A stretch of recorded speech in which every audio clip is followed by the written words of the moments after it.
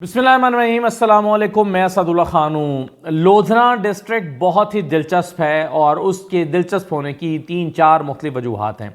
आहिस्ता आहिस्ता हम जनूबी पंजाब की तरफ अब मूव कर रहे हैं। बिहाड़ी, लोधना और मुल्तान, इन डिस्ट्रिक्ट्स की भी ज़रा बात करना शुरू करते हैं। तो लोधना से मैं शुरू कर रहा हूँ। लोधना कई हवालों से बड़ा इंपॉर्टेंट और दिलचस्प है।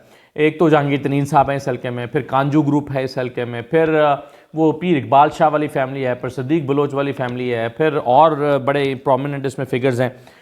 फिर जो MPs की सीटें हैं उसमें कई लोटे हैं जो कि चले सॉरी लोटे तो गैर पाने मानी लफ्ज़ हो जाता है, लेकिन मुनहरिफ लोग हैं आप यूँ कह लीजिए। तो कई PTI के मुनहरिफ लोग हैं, वो भी अब इलेक्शन लड़ रहे हैं, कोई नून लीग के टिकट पे, कोई IPP के टिकट पे। तो बड़ी मज़े की खिचड़ी पकी हुई है लोधरा में। तो लोधरा में आपके के सामने रखता हूँ NA54 और NA55, दो हल्के हैं लोधरा के। लेकिन मैं अगर आप इजाज़त दें तो NA55 से शुरू कर लेता हूँ। ज़रा पहले सिद्दीक बलोच वाला और जहांगीर तरीन वाला हल्का पहले डिस्कस कर लेते हैं, क्योंकि इसमें बहुत ही इंपॉर्टेंट डेवलपमेंट्स पिछले कुछ दिन के अंदर अंदर हुई हैं। देखिए NA55, एक तो जहांगीर तरीन साहब यहाँ से इलेक्शन लड़ रहे हैं। जहांगीर तरीन साहब यहाँ से इलेक्शन लड़ना चाहते हैं और वो चाहते थे कि नून लीग यहाँ पर उनके साथ सीट एडजस्टमेंट करे, लेकिन नून लीग ने यहाँ पर सीट एडजस्टमेंट उनके साथ नहीं की और यहाँ पर अपना बंदा खड़ा किया जिसका नाम है सिद्दीक बलोच। यानी सिद्दीक बलोच को इस हल्के में MNA का टिकट दे दिया नून लीग ने। अच्छा, नून लीग और जहांगीर तरीन मध्य मुकाबले आ गए। अब यहाँ पर इंपॉर्टेंट फैक्टर तीसरा था, वो PTI का था। PTI ने यहाँ पर पीर इकबाल शाह को टिकट दिया। अच्छा, पीर इकबाल शाह और उनके बेटे आमिर इकबाल शाह, ये दोनों बड़े इंपॉर्टेंट फिगर्स हैं इस हल्के में, क्योंकि पीर इकबाल शाह पहले जीते हुए हैं, पहले भी जीते हुए हैं, और आमिर इकबाल शाह अभी जो ज़िमनी इलेक्शन हुआ था 17 जुलाई का, उसमें जीते थे। अच्छा, मैं आपको पीर इकबाल शाह के बारे में बता दूं कि ये बेसिकली यहाँ पर 2008 के इलेक्शन सदीक बलोच जीते काफ लीग के टिकट से, 2013 में सदीक बलोच जीते इंडिपेंडेंट, फिर इनकी डिग्री जाली करार दे दी गई। जहांगीर तरीन साहब ने चैलेंज किया था, जहांगीर तरीन साहब बाई इलेक्शन हुआ 2016 में, तो जहांगीर तरीन जीत गए और फिर जहांगीर तरीन नाअहल हुए तो फिर बाई इलेक्शन हुआ और तो फिर यहाँ पर अली तरीन खड़े हुए और अली तरीन के मुकाबले में पीर इकबाल शाह नून लीग की तरफ से जीत गए। फिर उसके बाद पीर इकबाल शाह और उनके बेटे आमिर इकबाल शाह जो है ये आ गए PTI में। PTI में जब आ गए ये तो इनके बेटे ने यहाँ पर इलेक्शन लड़ा था, आमिर इकबाल शाह ने, अभी 2022 में 17 जुलाई को, और ये जो है वो सीट MPA की सीट जीत ली थी। अब यहाँ पर आमिर इकबाल शाह के वालिद यानी पीर इकबाल शाह जो इस घर के बड़े हैं, इस पॉलिटिकल फैमिली के बड़े हैं, उनको PTI ने टिकट दिया। लेकिन जैसे ही PTI का टिकट यहाँ पर आया तो चूंकि जहांगीर तरीन थे और जहांगीर तरीन का जीतना आइंदा सियासत के लिए बहुत ज़रूरी है, तो साथ ही साथ जब जहांगीर तरीन साहब का जीतना ज़रूरी है तो ये पीर इकबाल शाह के ऊपर एक दबाव आना शुरू हुआ। पीर इकबाल शाह के ऊपर दबाव आना शुरू हुआ। पहले इनको कहा गया कि जी आपका घर कब्रिस्तान में आता है, घर तोड़ने का नोटिस आ गया कि घर तोड़ देंगे। फिर इनके ऊपर और भी जो है वो काफ़ी सारे इनके ऊपर जुर्माने के आबियाना और फसलें और ये वो इस तरह की चीज़ें उनके खिलाफ निकल आई, दबाव बढ़ने लगा। एक दिन फिर ये एक दिन के लिए गायब रहे और जब एक दिन के लिए गायब रहे तो अगले दिन पीर आमिर इकबाल शाह का बयान आ गया कि हम NA55 से दस्तबरदार हो रहे हैं और उन्होंने कहा कि मेरे वालिद पीर इकबाल शाह इलेक्शन नहीं लड़ रहे हैं। ये उन्होंने अनाउंस कर दिया और ये हल्का PTI की तरफ से फिर खाली हो गया और कहा गया हम ये इलेक्शन नहीं लड़ रहे हैं, हमारी तरफ से हमारे वोटर्स आज़ाद हैं, जहाँ से मर्जी जाकर इलेक्शन लड़े, जिसको मर्जी सपोर्ट दें। तो फिर ये खाली हो गया और पाकिस्तान तहरीक इंसाफ ने फिर यहाँ से एडवोकेट इफ़्फ़त ताहिरा सोमरो को टिकट दिया, जो कि एक अननोन खातून एडवोकेट हैं, लेकिन इनका इस हल्के में कोई सियासी बैकग्राउंड उस तरह से नहीं है। ये जहांगीर तरीन के साथ इन्होंने कुछ काम किया हुआ है, लेकिन ये कहना कि इस हल्के के बड़े बड़े जो सियासी जो पिलर्स हैं बड़े बड़े, उनमें इनका शुमार किसी भी गिनती में नहीं होता बज़ाहिर एडवोकेट इफ़्फ़त ताहिरा सोमरो का। लेकिन अब ये PTI की हिमायत याफ्ता हैं। अच्छा, अब आप एक और चीज़ देखिए। अब आप कहेंगे कि 2018 का जो इलेक्शन यहाँ पर हुआ था ये तो मियाँ मोहम्मद शफीक ने जीता था पाकिस्तान तहरीक इंसाफ के टिकट से, तो और सदीक बलोच हार गए थे PMLN के। तो मियाँ मोहम्मद शफीक ने 2018 का इलेक्शन यहाँ पर जीता था, तो वो कहाँ चले गए? तो उनके साथ भी ये हुआ था मियाँ शफीक के साथ कि उनके 2 पेट्रोल पंप पहले सील हो गए, फिर उनका फार्म हाउस सील हो गया, फिर उनके भाई को उठा लिया गया। तो उन्होंने भी फिर उनका बयान सामने आ गया कि जी मैं इस हल्के की सियासत से ही दस्तबरदार हो रहा हूँ। तो अब PTI के 2 तगड़े उम्मीदवार यहाँ से मियाँ शफीक भी गए और पीर इकबाल शाह भी गए, दोनों सब तगड़े उम्मीदवार चले गए हैं। तो ये एडवोकेट इफ़्फ़त ताहिरा सोमरो को PTI ने टिकट दिया है और उनकी हिमायत का ऐलान किया है। अब यहाँ पर सूरत हाल ये है कि जहांगीर तरीन बमुकाबला सिद्दीक बलोच और बमुकाबला इफ़्फ़त ताहिरा सोमरो हैं। लेकिन एक बात मैं आपको और बता दूं कि सिद्दीक बलोच के ऊपर भी काफ़ी दबाव है कि वो नून लीग के टिकट से दस्तबरदार हो जाएं, इलेक्शन ना लड़ें और जहांगीर तरीन को यहां पर वॉकओवर मिल जाए। तो जहांगीर तरीन की हिमायत में नून लीग के ऊपर दबाव है कि वो सिद्दीक बलोच से दस्तबरदार करा दें, टिकट वापस ले लें। लेकिन नून लीग अभी तक बजिद है, सिद्दीक बलोच भी बजिद है कि उन्होंने जहांगीर तरीन के मुकाबले में इलेक्शन लड़ना ही लड़ना है। एक दो चीज़ और मैं आपको बता दूं कि सिद्दीक बलोच के जब सिद्दीक बलोच नहीं मान रहे तो फिर कुछ और चीज़ें हो रही हैं। मसलन इनके दस्ते रास्त हैं शौकत घल्लू, ये सिद्दीक बलोच के दस्ते रास्त समझे जाते थे और ये भी जाके जहांगीर तरीन से मिल गए। इसी तरह से जो पीर अरशद शाह हैं ये पाकिस्तान पीपल्स पार्टी के टिकट होल्डर थे यहाँ पर और ये भी जाके जहांगीर तरीन से मिल गए हैं। तो जहांगीर तरीन ने फिर यहाँ पर जो धड़े हैं उनको अपने साथ मिलाना शुरू कर दिया है। लेकिन सूरत हाल ये है कि यहाँ अभी तक जहांगीर तरीन साहब के हक में राह हमवार की जा रही है ताकि कोई और उनके मुकाबले में ठहर ना सके। लेकिन सिद्दीक बलोच बहरहाल अभी तक खड़े हुए हैं मैदान में।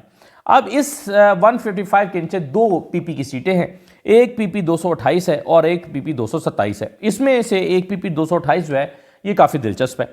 इसलिए दिलचस्प है कि एक तो यहाँ से खुद पीर इकबाल शाह के बेटे आमिर इकबाल शाह, जिनका बयान हमने पिछले दिनों देखा था, उन्होंने कहा था कि हम यहाँ से दस्तबरदार हो रहे हैं, हम इलेक्शन नहीं लड़ते।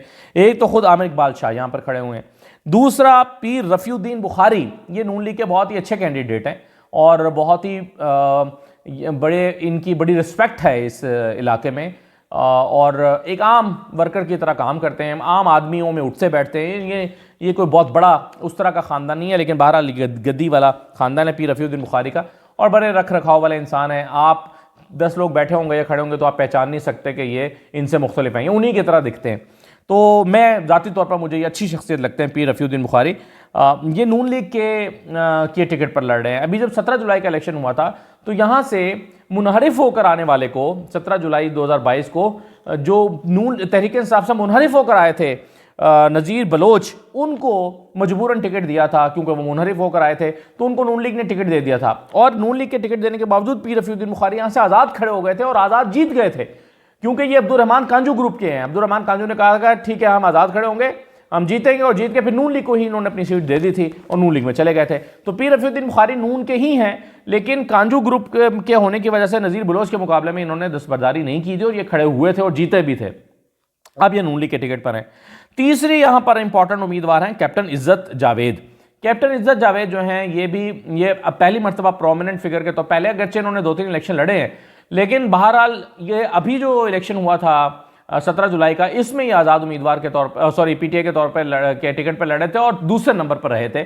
और दूसरे नंबर पर इनका रहना इनकी बहुत बड़ी जो है वो कामयाबी समझा गया था क्योंकि इनसे ये तवक्को नहीं की जा रही थी। लेकिन चूंकि पीटीआई की हवा थी, बाहर इन्होंने अपनी कुछ कोशिश भी की। ये भी एक शरीफुल नफ्स आदमी है और लेकिन बहरहाल इनका वहाँ पर रकबा है या वहाँ पर ये सियासत करते हैं। अच्छा, अब कैप्टन इज़्ज़त जावेद भी पीटीआई की तरफ से हैं। अब आप सोचेंगे कि यहाँ पर तो 2 पीटीआई वाले हो गए, एक आमिर इकबाल हो गए, एक कैप्टन इज़्ज़त जावेद हो गए। तो पीटीआई कैप्टन इज़्ज़त जावेद के हक में शायद फैसला करने जा रही है। उसकी वजह यह है कि पीर आमिर इकबाल शाह जो हैं ये इकबाल शाह के चूंकि इकबाल शाह दस्तबरदार हो गए और पीटीआई के नज़रिए से देखें तो दगा देकर चले गए। तो जब बाप दगा देकर चला गया तो बेटे को फिर कैसे पीटीआई इलेक्शन लड़ाएगी? तो फिर बेहतर नहीं है कि पीटीआई यहाँ से इज़्ज़त जावेद को इलेक्शन लड़ा दे। तो पीटीआई इन लाइन्स पर सोच रही है, शायद आजकल में फैसला हो जाए कि जो है वो यहाँ से कैप्टन इज़्ज़त जावेद को पीटीआई ने लड़ाना है या आमिर इकबाल की हिमायत का ऐलान करना है। लेकिन बहरहाल अगर कैप्टन इज़्ज़त जावेद आए या आमिर इकबाल आए, इन दोनों का मुकाबला, इन दोनों में से जो भी होगा इसका मुकाबला पीर रफ़ीउद्दीन से होगा। हालांकि यहाँ पर नज़ीर बलोच भी आईपीपी के टिकट से लड़ेंगे। नज़ीर बलोच वही हैं जो 2018 का इलेक्शन जीते, पीटीआई में आ गए और या पीटीआई के टिकट पर लड़े, आई एम नॉट श्योर। लेकिन बहरहाल ये थे जहांगीर तरीन ग्रुप के, फिर ये मुनहरिफ हो गए, जहांगीर तरीन के साथ ही चले गए, मुनहरिफ हो गए। नून लीग ने टिकट दिया, बहुत बुरे तरीके से हारे और अब आईपीपी के टिकट पर इलेक्शन लड़ रहे हैं। तो ये नज़ीर बलोच हैं। इनका बहरहाल मुझे कोई चांस यहाँ पर दिखाई नहीं देता। मैं समझता हूँ पीर रफ़ीउद्दीन बुखारी का मुकाबला पीटीआई के उम्मीदवार के साथ होगा और देखते हैं कि यहाँ से कौन जीतता है। पीपी 227 जो है इसी हल्के के नीचे 155 के नीचे आती है। यहाँ पर ज़ुबैर खान बलोच है नून लीग के, जो कि सिद्दीक बलोच का बेटा है ज़ुबैर खान बलोच, और मेहर अशरफ सियाल हैं आईपीपी के, और नवाब अमानुल्लाह हैं पीटीआई के साबिक पार्लिमानी सेक्रेटरी हैं। नवाब अमानुल्लाह का भतीजा दूसरी पीपी से भी इलेक्शन लड़ रहा है। तो ये हो गया NA 55 और उसके नीचे पीपी 227 और 28। अब आ जाइए ज़रा पिछले वाले हल्के पे NA54 पे, जो मैंने कहा था कि मैं बाद में बताता हूँ। NA54 भी बड़ा इंपॉर्टेंट है, और वो इसलिए इंपॉर्टेंट है कि यहाँ पे अब्दुल रहमान कांजू खुद इलेक्शन लड़ते हैं। अब्दुल रहमान कांजू नून लीग के टिकट से इलेक्शन लड़ रहे हैं, और यहाँ पर PTI का एक नौजवान उम्मीदवार राना फराज अहमद नून जो है ये इलेक्शन लड़ रहा है, और ये PTI का पुराना वर्कर है, पहले PP का उम्मीदवार भी था, और इनकी इमरान खान ने एक दो दफ़ा बड़ी तारीफ भी की थी कि उन्होंने बड़ा ज़बरदस्त जलसा कराया है। तो ये राना फराज अहमद नून PTI के टिकट पर लड़ रहे हैं, और इनका मैं समझता हूँ कि टक्कर का मुकाबला होगा अब्दुल रहमान कांजू का और राना फराज अहमद नून का।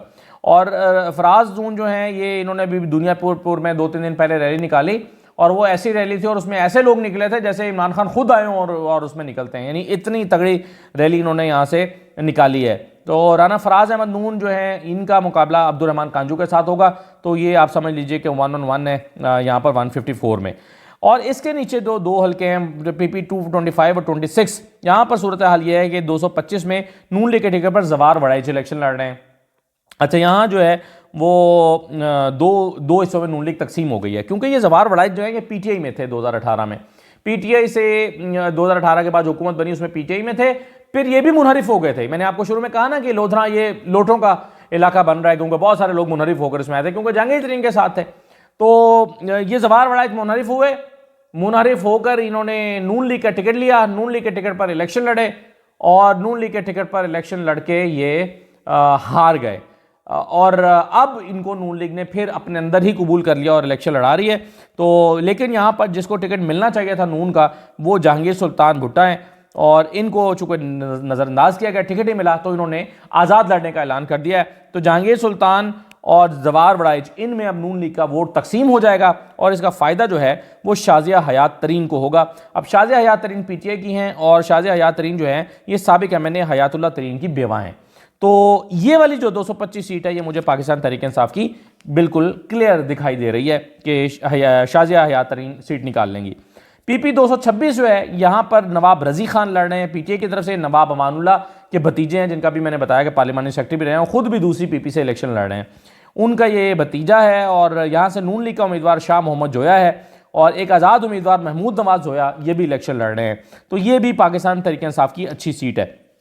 अगर आप मुझसे पूछें तो मुझे लगता है कि जहांगीर तरीन वाली सीट पर शायद तहरीक इंसाफ की के चांस बहुत मुश्किल है, क्योंकि उम्मीदवार बहुत कमज़ोर है। और दूसरा ये, लेकिन एक अगर सिद्दीक बलोच लड़ते हैं तो बहरहाल फिर मैं समझता हूँ कि एक तगड़ा मुकाबला इन दोनों के दरमियान होगा, क्योंकि जहांगीर तरीन साहब का फिर जीतने का इम्कान थोड़ा कम हो जाएगा। और दूसरी तरफ यहाँ NA54 में जो है कौमी असम्बली की सीट, यहाँ पर बल्ला अगर चल गया और वोटर उसी तरह बाहर निकला है जिस तरह इनकी रैलियों में निकल रहा है, तो फिर ये राना फराज अहमद नून, यानी अगर यहाँ पर थोड़ा टर्न आउट अच्छा रहा तो राना फराज अहमद नून जीत जाएंगे। और पिछली मरतबा जो है वो 5 सीटें थीं PP की, और इस मरतबा 4 हो गई हैं, और यानी एक सीट कम हुई है, और कौमी असम्बली की 2 ही हैं। कौमी असम्बली की 2 सीटें हैं और सूबाई असम्बली की 4 सीटें हैं। तो मुझे लगता है कि तहरीक इंसाफ यहाँ से 1 सीट कौमी असम्बली की जीत सकती है, और कोई 3 सीटें जो हैं वो सूबाई असम्बली की जीत सकती है। तो ये सूरत हाल है जी लोधरा में। जहांगीर तरीन साहब के लिए ऑल इज़ नॉट वेल। देखते हैं क्या होता है। इजाज़त दीजिए, अल्लाह हाफ़िज़।